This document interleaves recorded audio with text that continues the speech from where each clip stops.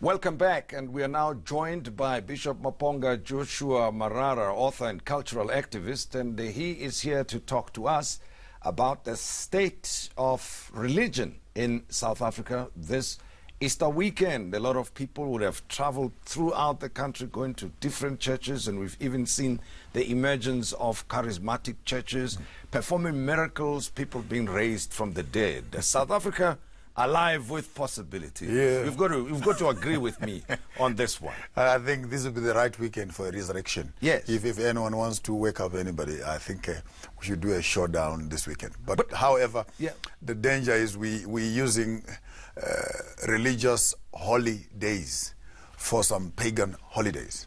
I mean, this is a Passover in the biblical text, which has now been hijacked by this Easter concept, which basically is a drinking weekend, it's a traveling weekend. And even the religious ethos of the whole practice has very little to do with the biblical story itself, the biblical narrative itself. And the African child needs to start asking serious questions on the authenticity of this Jesus versus Yeshua. And we need to start getting serious answers from a colonial Jesus to a more liberated... What do you think is at the center of what you regard as confusion when it comes to the belief systems of South Africans in general and the black South Africans in particular? Because, you know, one could argue that people seem to be spoiled for choice anyway. Yeah. They can either believe in the traditional European churches, the African cultural churches, and the new charismatic churches of miracles. So, you know, and I suppose it's got to do with the foundations of everything. So where do you think the problem lies, the confusion arises from for people? The two biggest problems that I think Africa has started dealing with, number one is war. Number two, it is religion. Both of them being man-made institutions. And those two things destroy us all. Religion in particular, it builds walls around us. And Christianity as we have it, as of contrasted to spirituality. Spirituality can do without Christianity. Christianity can't do without spirituality. Because one or the other has to do with the person in connection with the entire universe and nature. Whereas the other one has to do with formalities in a building, tithe offerings, and narrow-minded. And unfortunately for the African child, when we accepted Christianity, we swallowed the plastic plus the bread, instead of maybe taking the content and removing the branding itself. Now Christianity has to do with dressing, with fashion, with music, with literally Eurocentric formalities, which have nothing to do with spirituality and connectivity to the divine other. But it has become actually institutionalized. I'm a Methodist, I'm a Catholic, I'm an Adventist, I'm a Presbyterian, I'm Episcopal. And in the midst of this Christian quagmire, we've built more walls than we've built more bridges. So I think the first problem is that we have accepted Eurocentric colonial methodology of Christianizing us, which has nothing to do with our spiritual expression. And African religions are even better because they seek to deal with your connectivity to yourself, to your family, to your community, and ultimately to the environment around you and to your God. Well, give me examples of what you mean. I mean, I hear the statement, but if you can illustrate with specific cases. I'll start off on the very peripheral edge. Yeah. Where being a Christian has mean putting on a jacket and a tie and carrying a Bible and walking up to church, having your tithe in your hand, putting some money in an offering plate, and being able to look, as it were, semi-colonized, but in an environment where you're God worshipping. And if you should pick up a Zulu, a Xhosa, or a Pedi, or Tswana, and they come in as they are, from their own traditional corners, into the Christian environment, most likely all the elders are going to be sitting aside for a committee to say, can we help this guy to move him from there? So it almost seems like for you to become Christian, you need to lose yourself first. We need to flush you off from being culturally you. And we clear off everything that is local and ethnic. And so churches for me have become an initiation center for colonialism, because basically you're not allowed to come in there and express yourself as you are, except maybe for Shembe and a little bit of some other indigenous churches. But as for the rest of us, both from music and expression, tithe and offerings, has nothing to do with improving and developing the African you child. talk about, we mentioned Shembe Church, the ZCC, for instance. Where would they fall in this in this category? I will not be very free to castigate and lacerate churches. But if you look at, it's one thing to say we're worshiping a white Jesus in black clothes. It's another thing to say we're worshiping a white Jesus in black clothes. It's another thing to say we're worshiping a black Jesus in black clothes. So I see quite a bit of division right there. That when you deal with colonialism, our education has been colonized. Our economics has been colonized. Our fashion has been colonized. Our religion, even our God has been colonized. That's what it is all about. My God is stronger than you. That's why I'm overpowering you. And the one who has the economics determines the religion of the people. So when you say we are spoiled for choices, I pick that with a pinch of salt. Poor people don't have much choices, do they? Well, I'm saying spoiled for choice because people choose, you see, and they are free to do so. And even when they are free to reconsider their options, they still choose the way they do. For instance, as I referred to, the story that you're familiar with, where a pastor allegedly raised somebody from the dead, and women have been told that for a fee they can be assisted to find appropriate husbands, and that businesses can be improved. All sorts of things are happening. And it's not only those churches, there are different churches which you say should be decolonized. And people go, freely so. There's no one who's compelling people to go to these churches. There is this famous statement which people love using. Jesus is the answer. I have come up on the contrary to ask, what is the question? Because our people have serious problems. They have economic problems, health problems. And when they go to church, they're not going there for entertainment per se. They have genuine issues that they would want to address with deity.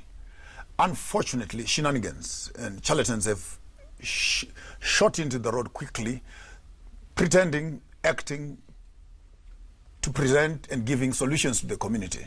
Half the time, if not most of the time, this has become actually a circus of the highest order. Because at the end of the day, the same people who must be assisting us to get solutions are actually pulling out all the resources away from us again and gathering that to themselves. So when you are talking about they have choices, where there's poverty, I want to ask maybe to just make it slightly philosophical.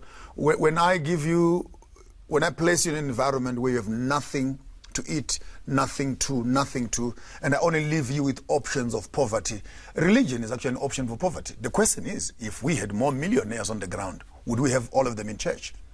Well, I doubt very much. There you go. And I saw in one of your social media postings, you say, you'll start the decolonizing process for yourself by doing away with the white image of Jesus Christ. As of this weekend, actually, I'm banning the white Jesus myself. Yeah. I'm not asking anybody else to do it. Yes. But I woke up one morning, having worked as a minister for 32 years. Yes. And you wake up to discover the picture of Jesus is wrong. Yeah. It's actually a whitewashed Hollywood picture.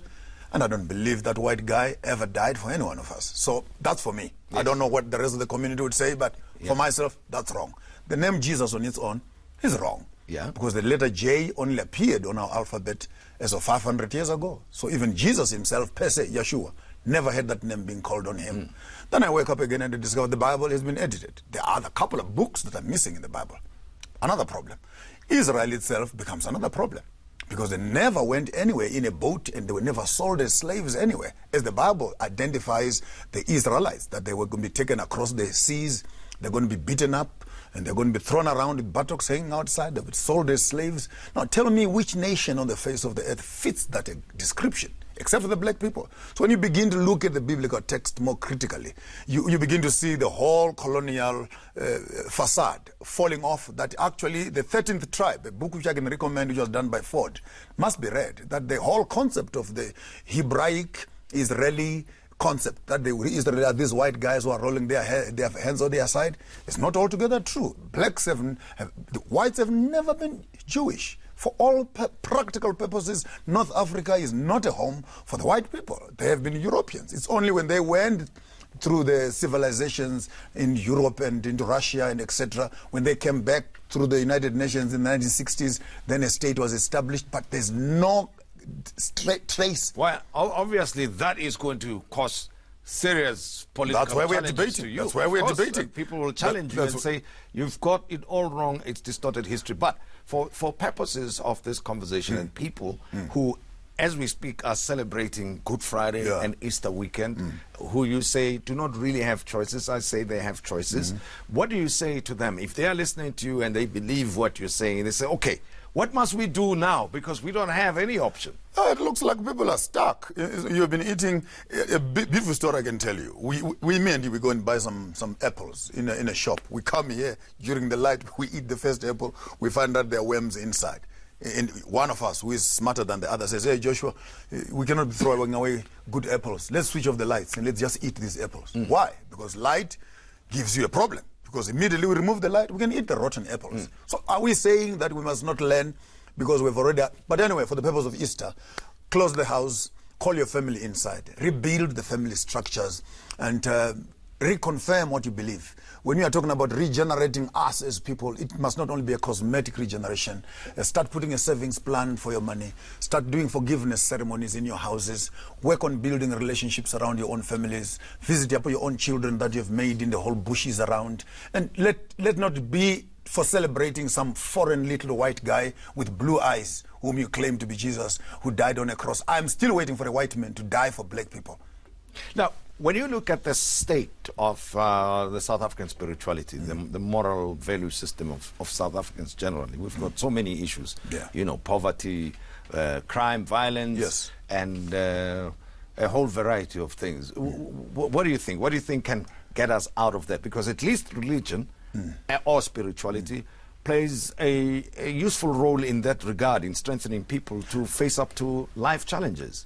Regeneration, for me, if you listen to that word carefully, regeneration, there's a generation inside. Has to be re-establishing a generation. Yeah.